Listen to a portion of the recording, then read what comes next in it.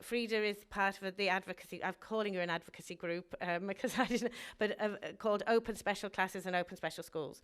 And I suppose National Parents Council hadn't come in contact with this group before COVID, and we've heard about lots of groups over COVID. But I suppose I've spoken to Miriam, Elaine and Frieda over the last number of years, and they've contacted us specifically around their concerns about the group that Frank has referred to as the children with severe and profound disabilities, and often what the programme was originally set up for now feeling that they might be left out of the equation at times, and that their children are getting the least amount of support.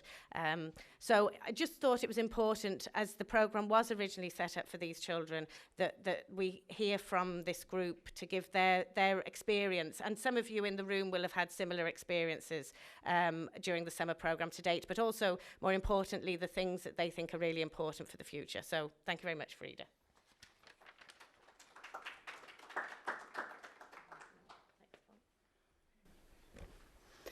Good afternoon all, and thanks to Anya and to the MPC for the opportunity to speak today. It's so important for parents to have a voice at any discussion around special education.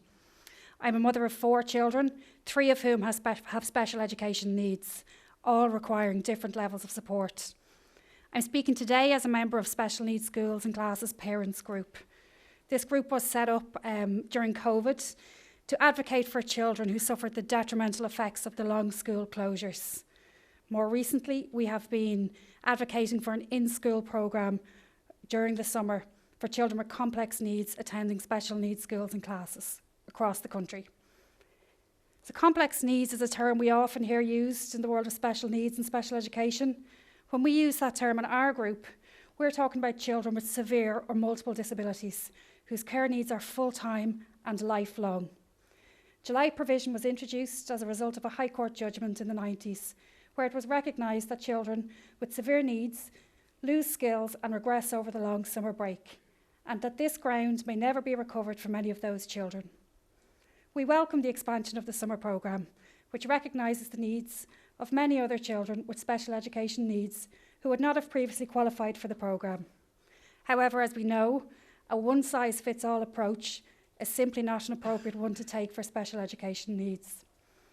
Many children with the severest of needs have not had access to the programme, with the majority of special schools not running an in-school programme. The home programme offered as an alternative is inappropriate and inaccessible to them. Despite a budget of 40 million allocated to the summer programme, 80% of children in special schools had no in-school summer programme in 2021. Only 410 of the approximately 8,000 children in special schools that year got the recommended 4 weeks provision. The numbers emerging from this summer show a decline in the percentage of children attending special schools who had access to an in-school programme. My 8-year-old son is autistic and has a learning disability, and he attends a special school. He had no summer programme this year. He is the child in our household who needed it the most. I am already fearful for next year. I am worried how he will cope. I am worried if we will cope.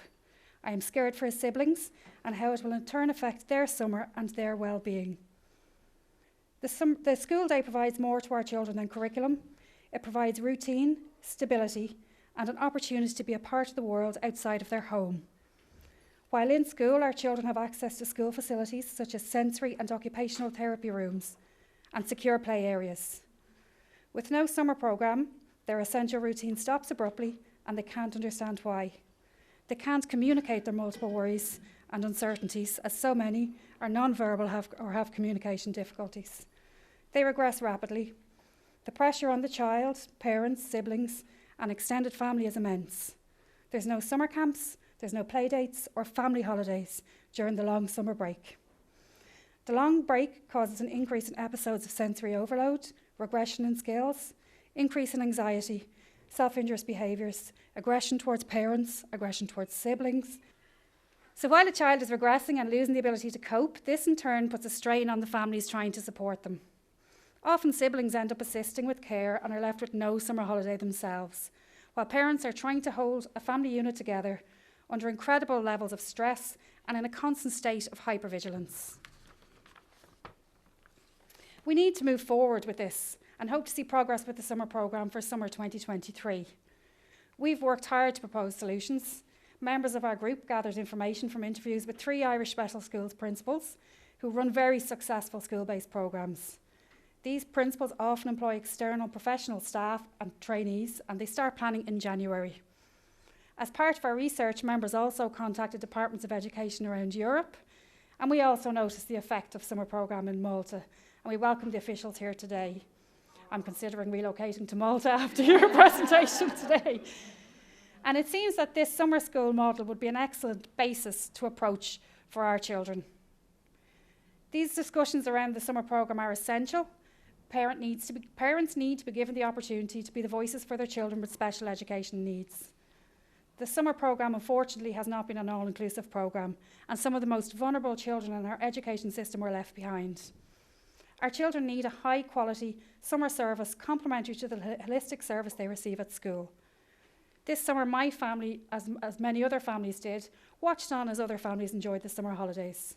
Our son struggled with the lack of routine. He couldn't understand why everything had changed. His school day provides security and routine, and it's what he knows. It's simply cruel to take this away from him and replace it with nothing. It was so difficult to watch him regress. The consequences were frightening. And as a family, we spent our summer simply surviving. He needs a planned programme of activities during school holidays where he can participate in a safe, stimulating environment with professional supervision appropriate to his needs.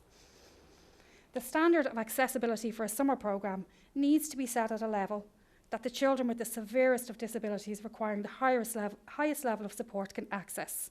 This is the only way of securing access to all. Utilising a combination of staff, such as school staff, and external multidisciplinary professionals, such as student nurses, trainee doctors, speech therapists, respite care workers, would allow our children to access a full and appropriate summer programme. We recognise that this is not an easy task to introduce such a programme. However, the benefits would outweigh the work involved and in the planning and organising. These benefits would include a child and family-centred approach accessible to all children, even those with the multiple severe disabilities and high support needs. Reliability and certainty. This is essential. Many of our families did not know until May or June that their child would not have access to a summer programme. Improving quality of life for our children and families. With the rising cost of living, every family should be supported in their right to earn a living. Currently, with no summer programme, many parents have to take unpaid extended leave to cover the long summer holidays and assist the other parent carer. Professionals in training could gain valuable experience interacting with people with disabilities, such as autism and intellectual disabilities, and many others. This will contribute to a more inclusive society into our future as our children reach adulthood. Respite for sibling carers, who sometimes have no real summer holiday themselves. One of the parents in our group described the summer experience of summer 22 as follows. As a family, we are in survival mode during summer holidays, counting down the days. It's miserable and depressing, and my kids deserve better. We are literally living in the shadows of society. We don't belong anywhere. Another said, we need proper support to survive. We cannot remain a family unit without it. The pressure of this summer was never ending, and it appears to me that the challenges we now face are at a new escalated level. Securing an in-school summer programme for children with complex needs would mean that those families and their children could look forward to summer like every other family does. Let's hope the discussions continue until this is achieved, and we'll keep breathing down your necks until it does. Thank you.